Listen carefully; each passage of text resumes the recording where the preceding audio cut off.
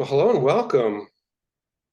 So, if you're joining us today, you probably already recognize that trustworthy local news is vital to a strong, resilient democracy. But people of color have long been overlooked or stereotyped by the news media in America. That's obviously a problem for journalism, but when you consider that we're on our way to becoming a majority minority country, well, that's a problem for democracy. I'm joined today by three panelists who know firsthand about good journalism, and specifically journalism that serves and respects communities of color. Tracie Powell is CEO of the Pivot Fund, which invests in news outlets serving Black, Indigenous, and other people of color. Naomi Tacuyan Underwood is Executive Director of the Asian American Journalists Association. Fernando Soto is editor of Pasa la Voz Noticias, which serves Spanish-speaking immigrant communities along the Georgia and South Carolina coast. Thanks, all of you, for being here. Thank you. I'd also like to extend a welcome to those of you who are joining the webinar who are members of the Communications Network, which is going to have its annual conference in exactly 1 week in Atlanta. Today's webinar is going to focus on experiences our panelists have had in and around Georgia and the lessons that the Georgia news landscape has for the country. Tracie, you're not only CEO of the Pivot Fund, but you're on the board of the Georgia News Collaborative. What's happening with local news in Georgia? What worries you and what gives you hope? Well, what's happening in Georgia is the same thing that's happening across the country. We're seeing an unprecedented loss of local news and local news sources across the landscape, which is very concerning because we know that when we lose local news, we lose government accountability, corruption increases, people become less connected to what's happening in their own communities and to each other. And so that is alarming. But what's exciting for me right now is seeing what's next. And that's the emergence of hyperlocal community news, like Fernando's Pasa la Voz. These organizations have cropped up across the country and in Georgia, and they're filling gaps left behind within the local news deserts, as we call them in the industry. And so, yeah, that's very, very exciting. It's kind of the next iteration, if you will, of Black Twitter, except it's more intersectional. It's more inclusive and representative. It's Latinos, it's LGBTQ, it's Asian American. And so these are the organizations that I am increasingly seeing serving critical information needs for communities nationwide and in Georgia. That's really interesting. We want to hear about that in more detail later on. But first, I want to go to Naomi to talk about how important it is to have diversity in journalism, to have cultural competence.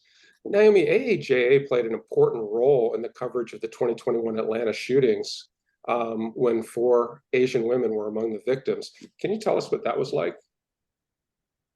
Absolutely. Thank you, Andrew.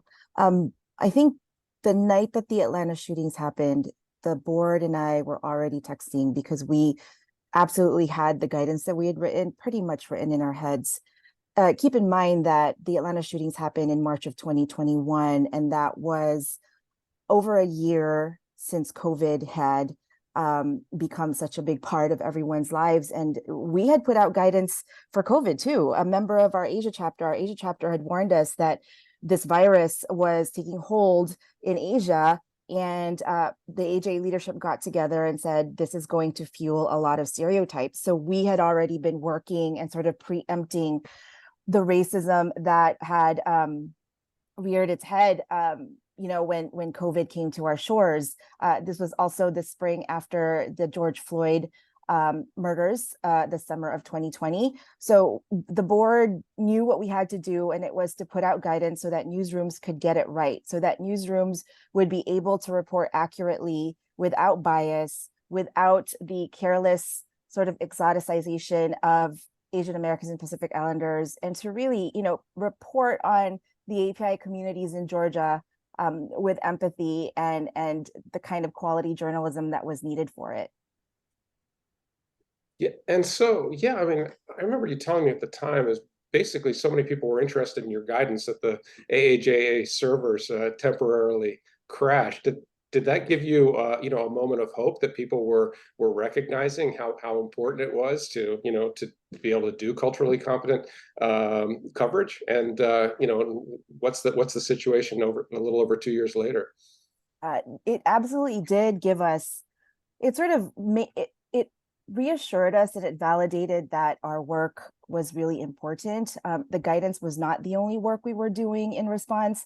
I remember we were in touch with many of our members, both in local Georgia newsrooms as well as all over the country, because they were finding challenges as they sought to cover the shootings. Either they might have some biases that would not empower them to report on the shootings accurately, or there was an enormous amount of pressure on them to be able to represent the entirety of the API community.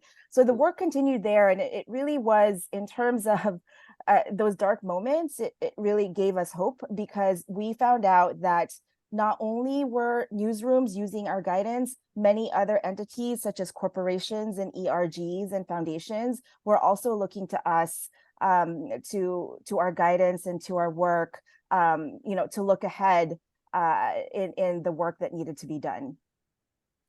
Tell us what the risk is, though, when you don't have diversity, in the media, because 25% of this country's population is first or second generation immigrants who, may get to consume their news, differently than some other people. Also, immigrant communities of color have larger and larger buying power. And is media really paying attention to this when you're, when I see like AAJ's, snapshot of representation in TV newsrooms really showed that in most markets, it doesn't even reflect what the composition of the local population. It's to the detriment of journalism and as an industry, and even to a larger picture, the detriment of our democracy, that diverse communities and the API communities get sidelined or tokenized in the way newsrooms are being formed and the content that's being put out. API population specifically, we will reach 46 million of the population by 2060. We're currently 7% of the population, and we're projected to be the largest immigrant community by mid-century. So what does that mean in terms of how newsrooms are thinking about their hiring and their content, and really being able to serve the audiences that America's demographics are changing, and how are they evolving and getting ahead of that?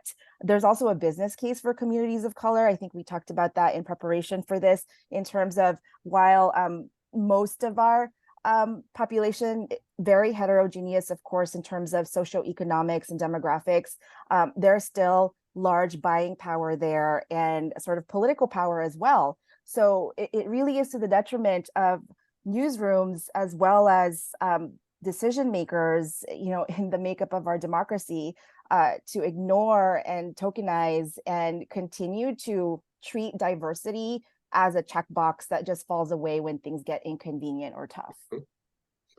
Well, some people clearly aren't waiting for large corporate media to figure out how to do this. Some people are just doing it themselves on the ground, and we have one of those people here today. Fernando, please, tell us about Pasa la Voz Noticias, and tell us about, your journey, how you got there and what you do. Yeah, thank you. I'm excited to be here with y'all. Pasa la Voz Noticias is a Spanish language publication based out of Savannah, Georgia. And I came into the picture earlier this year in January. I had my own publication based out of Charleston, South Carolina, serving the same population, just 2 hours north. And the publisher, Liz, hired me to be the editor-in-chief part-time. And after working there for a couple of months, I was like, our work is very similar. We're serving the same audience. It's just in different regions. I think we could be a lot stronger together. So we decided to merge into one organization serving our coastal region. And it's been an incredible experience, really. I think as a small publisher, you have a lot of challenges when it comes to sustainability, right? You're trying to hire reporters, you need money, you get into this catch-22, sort of speak. But at the core of it, is a community that is often not thought about, especially in areas of the Deep South. And so we wanted to do something about it. We are doing something about it because there's a lot of electoral power there. There is a lot of buying power. And there's just a really strong community that oftentimes gets overlooked by traditional media. Well, you know, I see you've had some success. When I first looked at Pasa la Voz Facebook page, you know, last year, you know, I saw there were ads on there from the county health department that was trying to reach the Spanish-speaking community. I saw local businesses had advertised. So, you know, so there were folks that were, you know, obviously I recognize your reach and want to work with you. So, but those are some successes. I mean, tell me about your challenges as well. Yeah, so I think going along with that, those are successes and also challenges. You know, trying to specifically government entities. You know, there's an organization out in California called El Tímpano that does a great job at civic partnerships, and we've been trying to strengthen those relationships here in the South. But it becomes a little bit challenging, right? Because some of these things kind of get caught up in state legislatures when we talk about budgets. And so oftentimes they'll have one-off projects, they'll have budgets for one-off projects to reach our community. But, you know, it's also disheartening because it's, you know, that model of coming into the community and then piecing out once you get your metrics, right? So you're not building that long-term relationship. You're not really hearing from the community when we talk about a health standpoint. What is it that Latinos need, you know, and how can they be better served? So I think that's one of the main challenges is trying to get folks in these positions of power to understand that they need to continue that investment long term because they're residents that live in the area are residents that have lived there for 10, 15, 20 years. Yeah, and I understand that you had a challenge, you know, during the recent hurricane. So Pasa la Voz is a pivot fund grantee. So I know you reached out to Tracie to get some support on this issue. Can you tell us a little bit about that?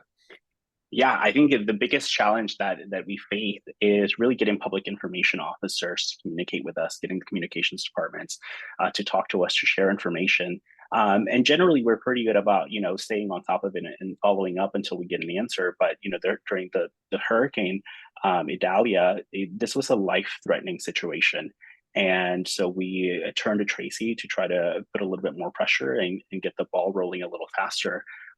Because we're talking about life coverage, right? We're talking about things that are saving people's lives. When we think about the South and we think about Latinos, we also have to think about the populations that live in mobile home parks. In Savannah, there's, you know, 2 mobile home parks, maybe half a mile away from each other that have maybe together over 4,000 residents.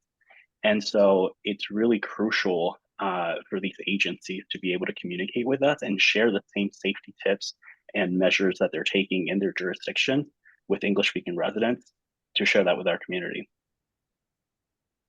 Well, when Pivot Fund invested in Pasa la Voz, I mean, now you have a website, but then, you know, you were basically publishing, both you and Elizabeth Galarza were publishing strictly on Facebook. You know, Tracie, talk more about the kind of organizations you fund and how you fund them, because I have to say, if I were looking for news organizations to support, I don't think the first place I would be looking is on Facebook. So how did you find Pasa la Voz and your other grantees? So we conducted a landscape analysis in which we went directly into these communities to learn how folks accessed information, what kinds of information they had access to, what platforms they used, and then what they did with the information once they had it. So our researchers went out into these communities and really dug deep. We spoke directly to the community members trying to figure this out. And so we allowed the communities to lead us to the news organizations that we should consider supporting. That's how we found Pasa la Voz. It's how we found BTV. It's how we found Notivision Georgia, and so on and so forth. And so once we identified these organizations, we started monitoring them. We saw the kind of engagement that they had on Facebook, on IG, on other digital platforms, and in their events. And we once we saw the engagement, we verified to make sure that the information they were providing was accurate, that was fact-based. And we also saw how it led to increased civic engagement and participation. And we're just wowed. These are grassroots organizations. What we learned is that people trust other people before they trust a particular platform. And so these folks are embedded in the community. They are seen as, right there with them. These are folks who are just like me, who speak my language, understand what my interests and concerns are. And so organizations like Pasa la Voz serve those interests. And not only that, they produce information in the way and where folks can best access it. And that's what I think traditional media often misses. You asked me a question earlier about what I was concerned about. There was a news outlet just recently here in Georgia that shut its doors. It really held government accountable, producing incredible coverage, but it produced it in a community that is 76% Black and about 14.7% Hispanic. And even though the journalism was good, accurate, held power to account, the folks who worked in that newsroom did not reflect the community, right? They did not produce information in Spanish, for example. And I didn't see anyone in that newsroom that looked like the 76% Black population or nearly 15% Hispanic population. I believe that's one of the reasons it failed. These organizations that Pivot supports are trusted by the communities they serve. And so I think that's our best opportunity to rebuild trust in communities across the country. We're learning so much from organizations like Pasa la Voz, and we're proud to partner with them. That's really interesting. I mean, tell me what organizations like this, actually need, because I feel like in some ways there's a little bit of a recipe for helping digital startups, and it might involve going to a boot camp and getting a little bit of funding, the sort of the Silicon Valley style work. Does that does that model work with the type of grantees that you are helping, or are there other things that they need? Those things can work maybe eventually, but what they need most immediately is resources. So the Pivot Fund goes in and we provide transformational grants. We know and understand that giving someone $15,000, $20,000, $25,000, $30,000 is okay, but it's not going to help them long term. It's not going to help them create sustainability. It's not going to allow them to hire the staff that they need to do more of the work that they're currently doing.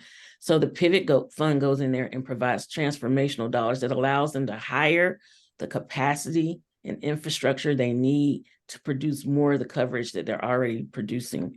What that looks like, it might be money that allowed Pasa la Voz to hire an editor, or it could be money to hire a salesperson.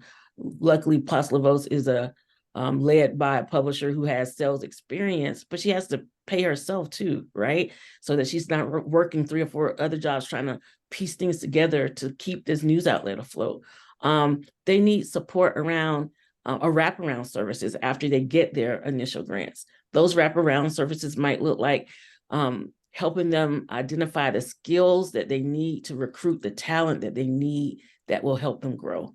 So it allows them to buy technology or access technology. It allows them to provide, to partner with some of our Pivot strategic partners to produce new products like newsletters and so forth. So this may not sound like a lot. And then in comparison to what's invested in other organizations, it's not a lot. But just, the smaller amount of money, we average maybe $150,000 per year for 3 years, can really, really change the direction and trajectory of these kinds of organizations. I think, Pasa la Voz's growth is indicative of what can happen. They've already more than doubled their reach. They've created a website that, is attracting thousands of new visitors each month.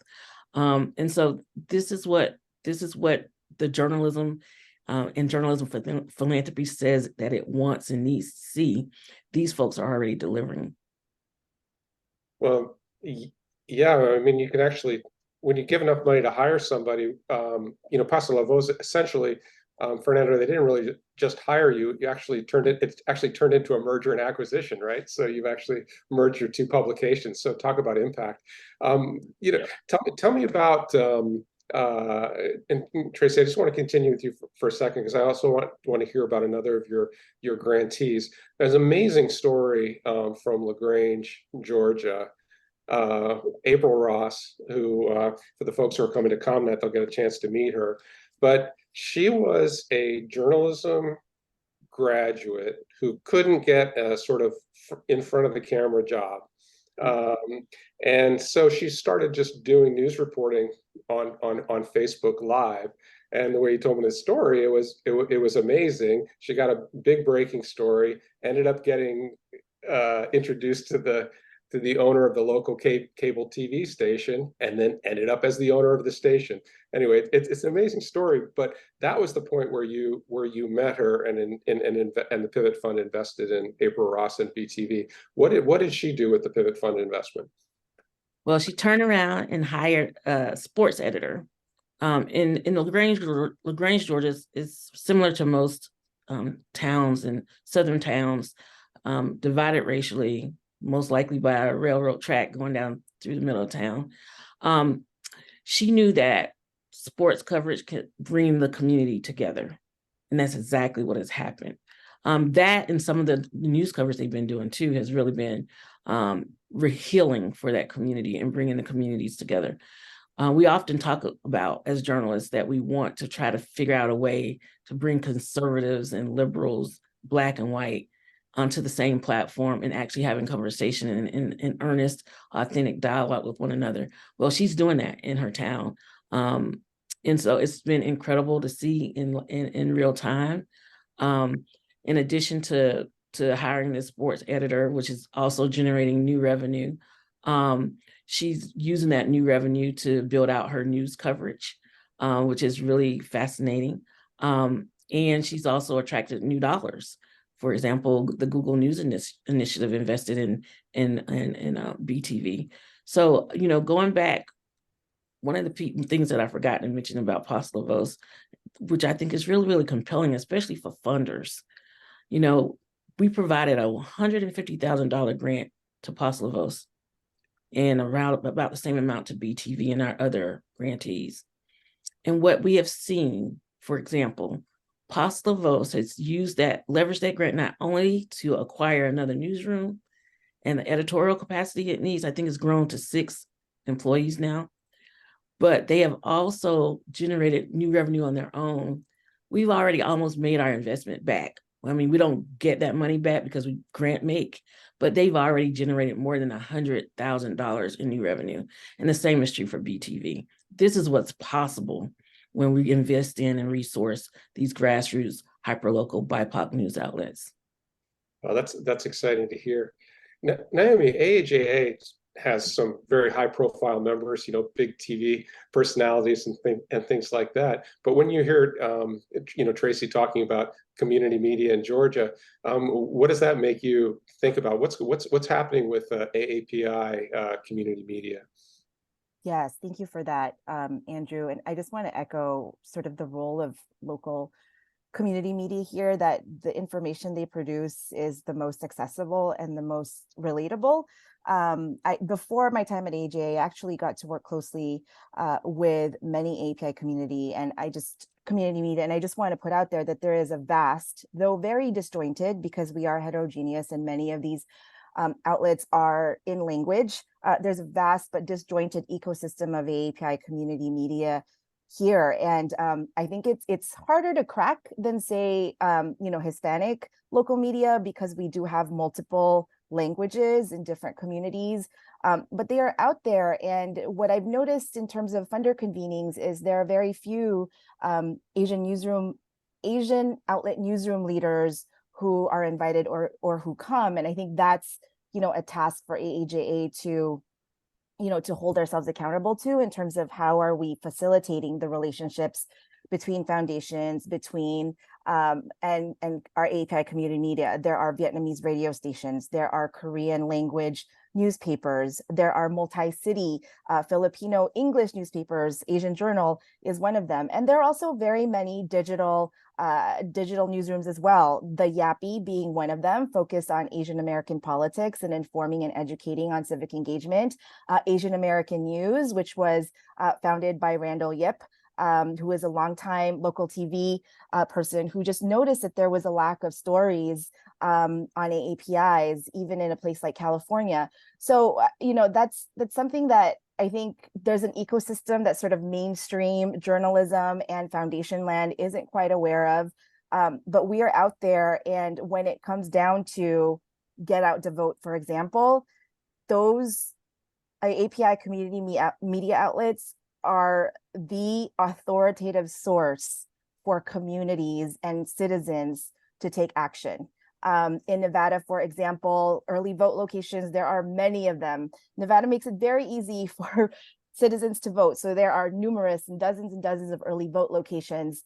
And that information is disseminated through the local Asian American media. So I definitely emphasize the importance of how important this, the importance of the way that the community media are already embedded in the local communities, as well as their street cred, should I say, in terms of being able to inform and move people to make this, empowered decisions about their day-to-day lives.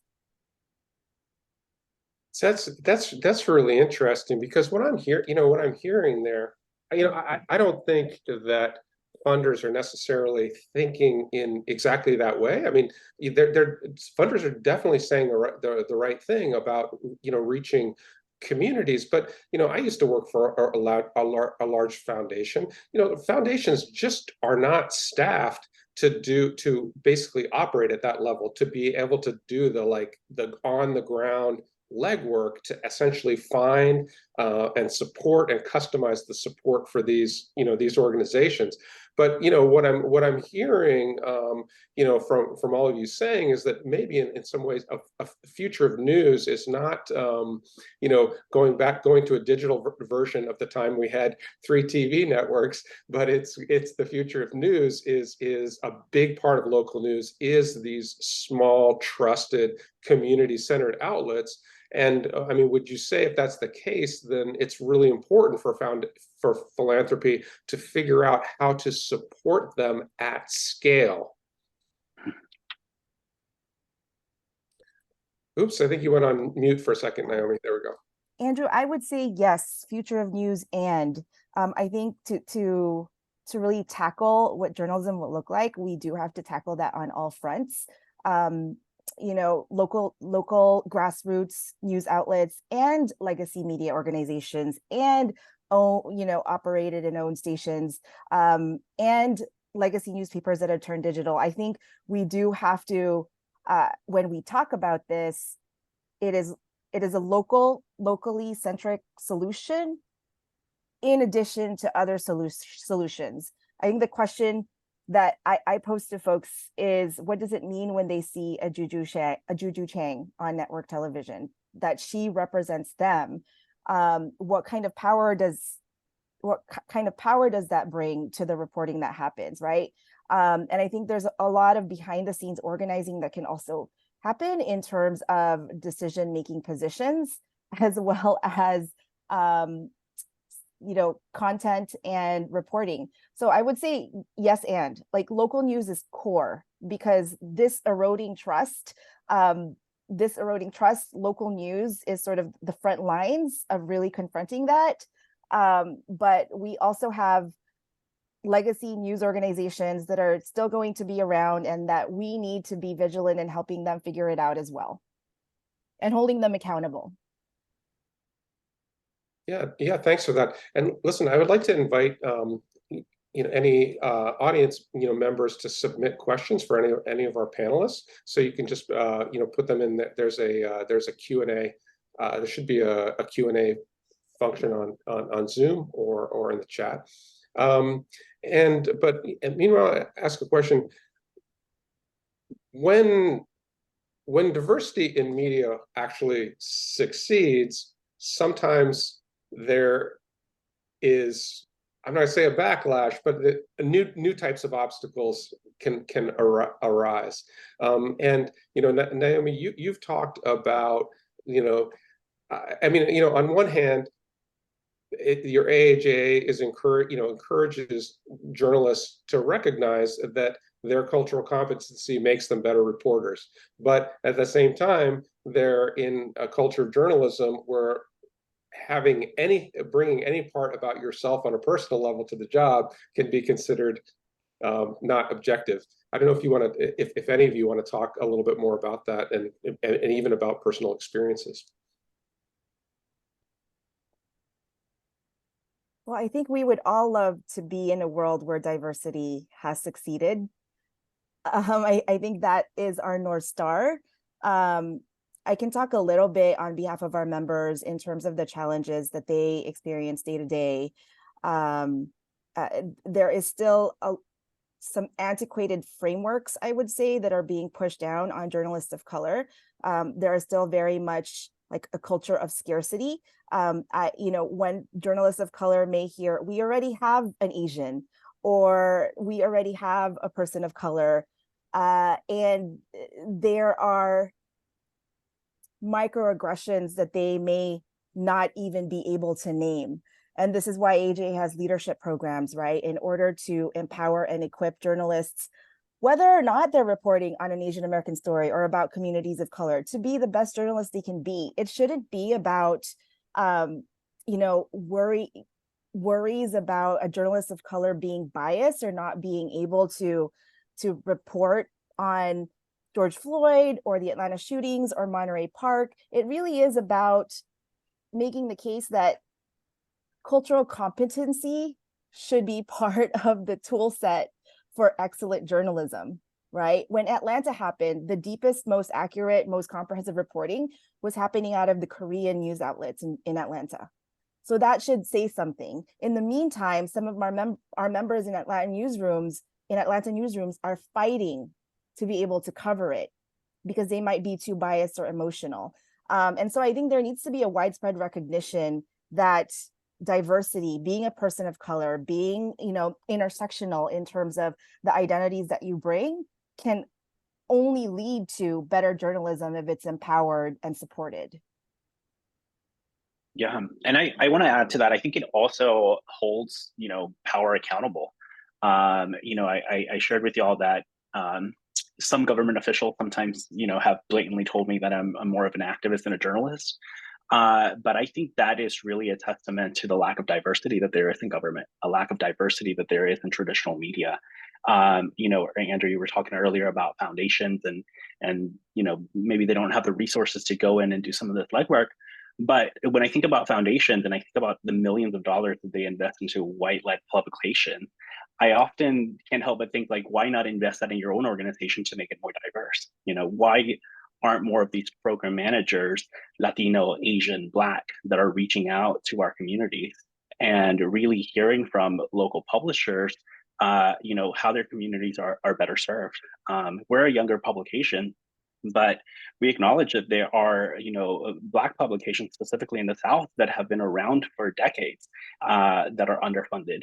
And so I think when we think about diversity, we have to think about an ecosystem that is intentional and holding our own selves accountable. I mean, I'm grateful for every dollar that we've received from different programs, but I think that in order to achieve sustainability, in order to achieve, the big statement that everybody puts out of a more equitable democracy, we have to invest internally and hold our own selves accountable for that too.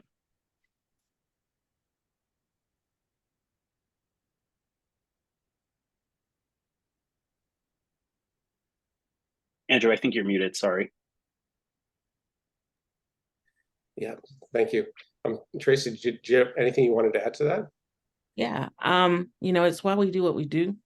Again, we invest for transformational change.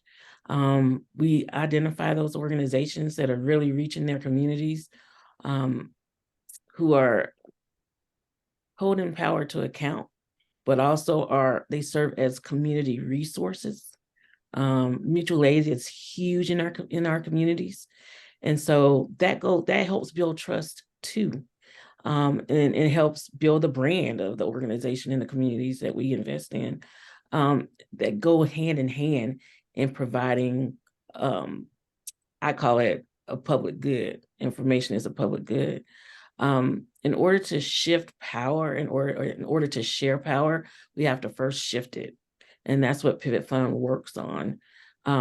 These organizations are powerful in their communities. They are trusted in their communities. That's something money cannot buy, right? And that's what we ultimately invest in. When we talk about traditional news media, yes, there are potential partnership opportunities there. Yes, of course. And we look for those opportunities to partner with traditional news media to help them better understand their communities in a more holistic and comprehensive way. But I think when it comes to hyperlocal community news, the under-resourcing comes from the fact that maybe foundations don't always understand how they work. And like Fernando said, he's been accused of being an advocate. Well, they're advocates for their community. And that's something I don't believe they should apologize for. That's critical. If they weren't advocates for their community, you can have all the Black and brown folks that you want. If they're not advocating for the community and providing communities with the information that they need, then they're not going to be trusted. Same goes for traditional media. If you're not representative, reflective, inclusive of your community, then you're not really serving them. And so I think that's why journalism, philanthropy in general really needs to look at these grassroots organizations. Hyperlocal news outlets are doing the work. They're filling the gaps. And that's where we should focus our attention. Well, that's exciting. Play out that vision a little bit. So if more and more philanthropic funding recognizes the value of these hyperlocal outlets, what do you see happening? I want to hear from Fernando, his vision of where he would like to be with Pasa la Voz a few years from now. Yeah, I would love for this to grow and expand into other areas. I think from day one that I decided to launch my own publication, my vision has been that we serve Latinos in areas that are not your major metropolitan areas. Because, when it comes to elections or thinking about a stereotype of Latinos, we think about those big metropolitan areas, but there's a huge population of Latinos that live in the Midwest, that live across the South in rural areas, that are working, maybe in farms and construction. And when I see big picture, I want to have a Pasa la Voz that serves that population, right? That is not being catered to by the big networks like Univision or Telemundo. But I think also, as a journalist, I used to work for corporate media for a little bit right after college. I would like to see more intentionality and more diversity within, that is intentional. I think that it's harmful when an organization, a corporate media organization, hires employees of color, journalists of color to come in and do the work, but then it's limited, by this idea of what objectivity should be in a newsroom. When we're trying to explain to people, during an election that our undocumented population shouldn't be called the illegal aliens, right, during a newscast. So those little things, Naomi was talking about microaggressions earlier. We are still human. We are still, part of our community and have that lived experience. So I think those little things are harmful to the overall coverage and mission of who we are as journalists for each individual market. Yeah. Listen, we're coming close to time. I don't see any raised hands for participants with questions.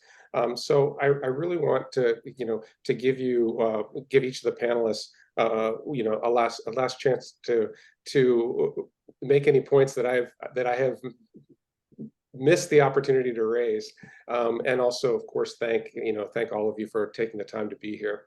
Do any of you have any final comments you'd like to leave in people's minds as we wrap up?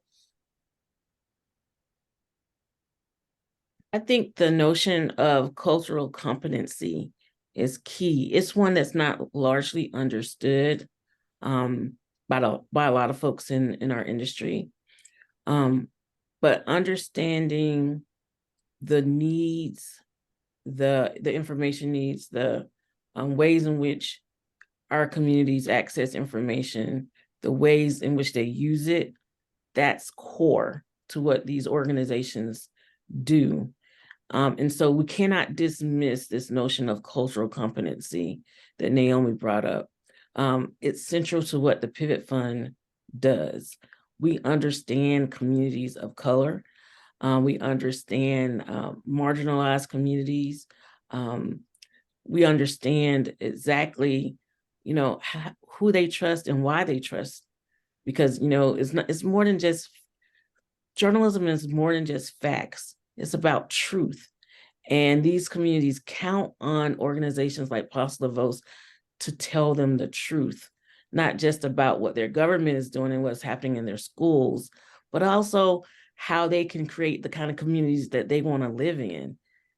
Culture is at the heart of what Pivot does and what we're talking about today. And so I would, I hope that, if there's one thing that folks get from this webinar is that the significance, the importance of cultural competency, especially as it relates to civic news and information. That's a powerful thought, but I think it's a thought that should resonate with all journalists, because you're basically talking about the skills that make you a better journalist. And so that's, it's important to local journalism on the ground, but also when you see the national, surveys that show that trust in media has never been lower. It's actually the work of hyperlocal sites like Pasa la Voz and others is actually one of the few bright spots in trust. And trust, as we know, is necessary for participatory democracy. So I would really I really appreciate hearing from you about that. Oh, okay. Oh, we just had a question come in from a participant. This is interesting. One of the participants, Carol King, is asking, how are you handling the threats to democracy in our country right now, in your organization? I mean, maybe I pitch this one first to Fernando, since he's actually an editor on the ground. Yeah, you also have to understand that it's specifically for Latinos, we're not a monolith, right? So there's different reasons why different immigrants from Latin America came to this country. And so you have to navigate that with a certain historical understanding of, the political reasons in Latin America, and then how that translates to our democracy here. The bottom line is we try to explain to people where we are in our democracy in America. We also try to reiterate to people our role as journalists, right? Our like constitutionally protected job to go out there and do what it takes to find that truth, to speak truth to power, and also to empower the community. One of the things that I talk about often is that, when people think about immigrants or Latino immigrants, they might think about undocumented populations. But even if people aren't documented, they're still able to partake in democracy, right? Because those issues that are being decided at a local level, state level, or in DC are still affecting our communities. More importantly, over the last 20 years, more and more Latinos have become citizens, or they've had kids that are now of voting age. So that voting bloc continues to grow. And so how do we come into the community and inform them, and more than that, empower them to actually partake in democracy, that they can, register to vote, or that they can volunteer, or that they can encourage their kids to go out and participate during the election cycle. Local elections specifically are very important. When I think about Georgia and South Carolina in 2000, the Hispanic population was maybe 500,000. Together now combined, it's about 1.5 million people. Yet our legislatures don't reflect our population. And so, for me, big vision would be people that are able to speak up and partake in that democratic process, maybe run for office, and through that, us informing them of the tools that they have so that they can take those measures, and have, a more inclusive democratic process. Mm. Well, that sounds like growing democracy from the ground up. So thanks all of you, Tracie, Naomi, Fernando. Thank you so much for your time and for your work. And thanks for joining us all here today. Thank you for everyone. hosting.